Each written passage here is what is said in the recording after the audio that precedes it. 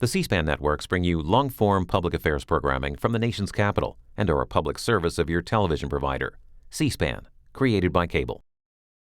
In the last few days, there has been significant division between our two parties on the message that we are sending to Iran. An exceptional, I would argue, unprecedented letter from 47 of our colleagues to the Ayatollah himself. That many of us believe will have the effect and has the intention of undermining the authority of a president.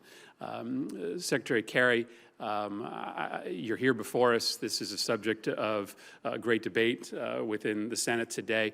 What do you believe are the ramifications of this letter? What do you believe is your interpretation of the facts of that letter, which state essentially that any agreement signed by the United States expires the minute a new president is sworn into office? Share with us your thoughts on whether this is helpful or hurtful to our efforts to try to divorce Iran from any future nuclear ambition. Well, Senator and members of the committee, my reaction to the letter was utter disbelief. During my 29 years here in the Senate, I never heard of, nor even heard of it being proposed, anything comparable to this. If I had, I can guarantee you, no matter what the issue and no matter who was president, I would have certainly rejected it. I think no one is questioning anybody's right to dissent.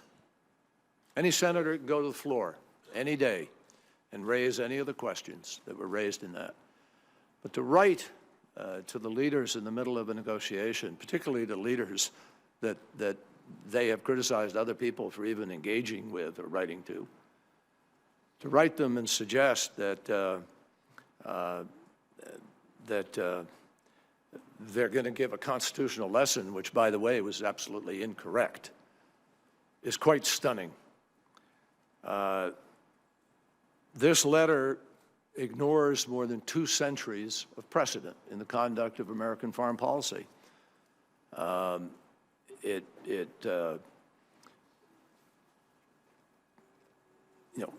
Formal treaties obviously require the advice and consent of the United States Senate. That's in the Constitution. But the vast majority of international arrangements and agreements do not. And around the world today, we have all kinds of executive agreements that we deal with. Protection of our troops, the recent agreement we just did with Afghanistan, any number of non-controversial and broadly supported foreign policy goals.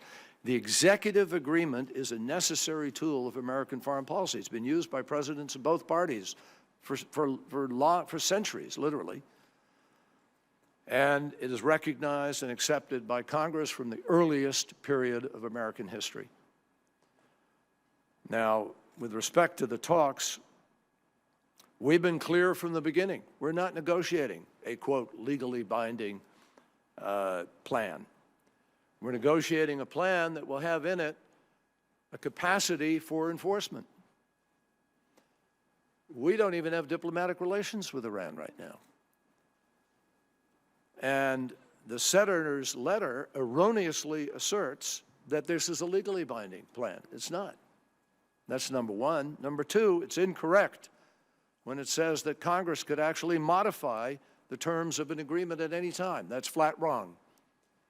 They don't have the right to modify an agreement reached executive to executive between leaders of a country. Now, sure, could another president come in with a different attitude?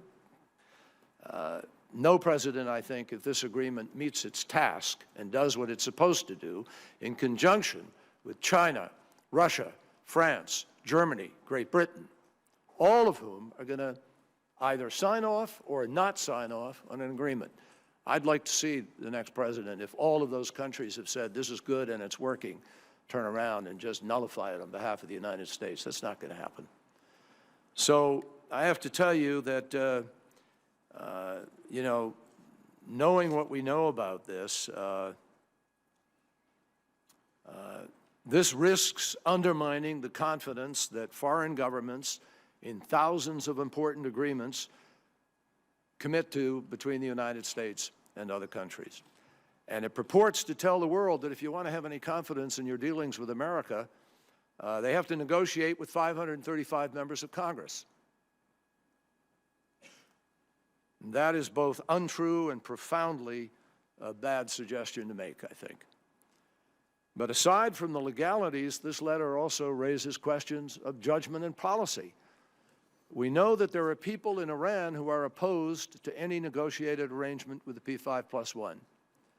And we know that a comprehensive solution is not going to happen if Iran's leaders are not willing to make hard choices about the size and scope and transparency of their nuclear program. And we know that a nuclear-armed Iran is unacceptable. Mr. Secretary, I know this is a well-written speech, but Not a speech, you've been my at friend. this for This 5 is not minutes. a speech. Yeah. This is a statement about the gonna- impact of this irresponsible letter. And you have a lot And of the letter forms does to do not that. have legal Yeah. authority. Yeah. And you know, I think you have to ask what people are trying to accomplish. The author of the letter says he doesn't want these agreements to be made, and he thinks before the judgment is even made that it's a mistake. Yeah. So we'll see where we wind up. Good. But Thank you. I'm asked by one senator the impact, and I'm laying out to the committee what the impact is. And I'm 5 sorry minutes if and people up 26, here don't want to 5 hear it. minutes and 26 seconds later, you finished. I will say that I didn't sign the letter. I'm very disappointed, though, that you've gone back on your statement that any agreement must pass muster with Congress. The way we pass muster here is we vote. And I think all of us are very disappointed with the veto threat and the stiff arming that is taking place. But with that, But Senator, let me just, Mr. Chairman, let me just. Senator Gardner. Mr. I think- Chairman, Thank you, Mr. Chairman. you have the right to vote any day Mr. Chairman, you thank want. you for the time. You can, Secretary Carter,